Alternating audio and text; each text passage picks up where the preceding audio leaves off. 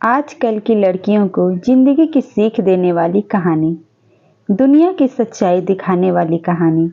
भाग एक बहुत बड़ी बहस, मान मनौवल और लाख समझाने के बाद जब कंचन की शादी उसकी इच्छा के बिना मुरली नाम के एक लड़के के साथ कर दी गई। कंचन निराश मन लिए एक बहू के रूप में मुरली के घर आ गई। ये कहानी कंचन नाम की लड़की की है जो किसी लड़के से प्यार करती थी, लेकिन उसके घर वाले उसकी शादी किसी और लड़के से कर देते हैं। तो चलिए जानते हैं उस शादी के बाद कंचन की जिंदगी में क्या हुआ। रात को कंचन सुहाग की सेज पर बैठी थी, तभी मुरली दूध लेकर कमरे में आया और कंचन के पास बैठ गया। तो कंचन आंखें नीचे किए गुस्से में मुरली से बोली, तुम मुझे कुछ देर अकेला छोड़ दो। कंचन की यह बात सुनकर मुरली बहुत उदास हो गया। कुछ देर बाद मुरली मुस्कुराकर बोला, अच्छा ठीक है, तुम आराम करो, मैं तुम्हारे लिए दूध लेकर आया था। इतना कहकर मुरली कमरे से बाहर चला गया।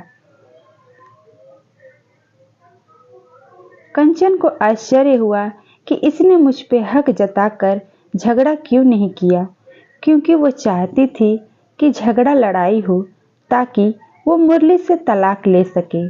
धीरे धीरे कंचन को ससुराल में आए 10 दिन बीत गए, पर वो हर समय अपने कमरे में ही रहती थी और वो किसी से बात भी नहीं करती। अपने रूम का दरवाजा बंद करके वो बस मोबाइल से सारा दिन अपने बॉयफ्रेंड से बात किया करती। उसका बॉयफ्रेंड कंचन को आइडिया देता रहता ताकि वो अपने ससुराल में खूब झगड़ा करे और अपने पति से तलाक ले ले, लेकिन मुरली की माँ बिना किसी शिकायत के दिन भर घर का सारा काम करती, सबके लिए खाना बनाती, फिर भी उनके चेहरे पर हमेशा मुस्कान ही रहती थी। मुरली एक छोटी सी कंपनी में काम करता था। वह दिल का बड़ा सच्चा, ईमानदार और मेहनती एक अच्छा इंसान था। वह रोज सुबह अपने काम पर जाता और शाम को थका हारा घर लौटता था, लेकिन कंचन उसे कभी भी एक गिलास पानी तक को नहीं पूछा। अब मुरली और कंचन की शादी को लगभग 1 महीना हो गया था, मगर वो दोनों अब तक एक साथ कभी नहीं रहते थे। मुरली बहुत ही शांत स्वभाव का था, इसलिए वो कंचन को कुछ भी नहीं कहता था। मुरली कंचन की तमाम हरकतों को नज़रअंदाज कर उसे खुद खाना परोस कर देता था।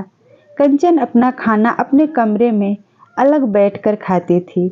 उसने आज तक कभी भी अपने पति और अपनी सास के साथ बैठकर खाना नहीं खाया था।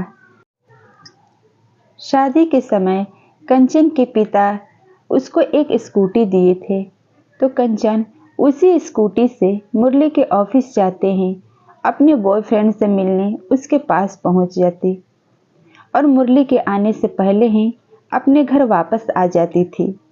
एक दिन मुरली के ऑफिस की छुट्टी थी, तो वह घर पर ही था।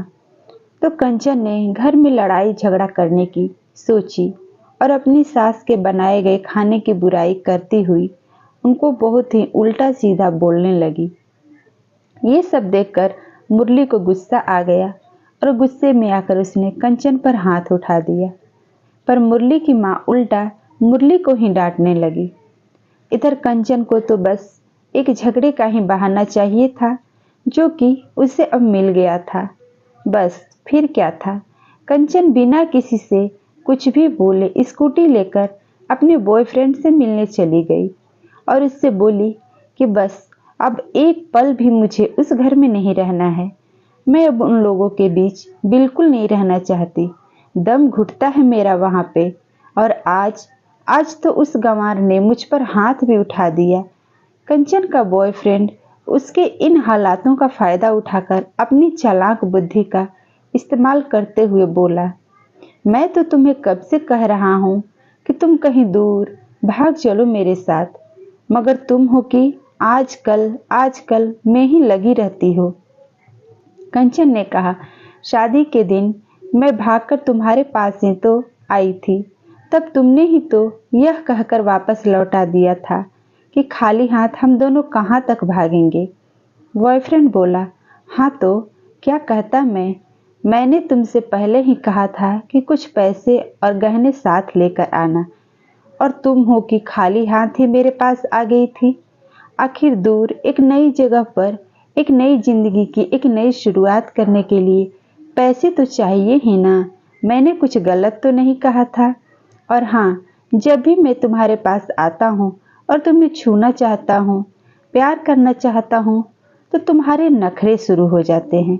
कंचन ने कहा, हाँ, हमारी शादी के बाद ही तुम मुझे छू सकते हो, और मैं तुम्हारी ही तो हूँ। मैं आज भी एक कुंवारी लड़की हूँ, क्योंकि शादी के बाद भी मैंने उस गंवार को मुझे छूने का कोई अधिकार नहीं दिया है, क्योंकि मैं तुमसे सच्चा प्यार करती हूँ। और अब मैं चाहती हूँ कि अब तुम मेरे साथ शादी करके मुझे हमेशा हमेशा के लिए अपना बना लो।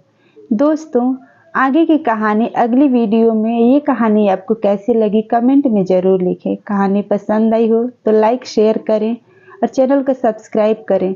अगली वीडियो में फिर मिलेंगे। धन्यवाद।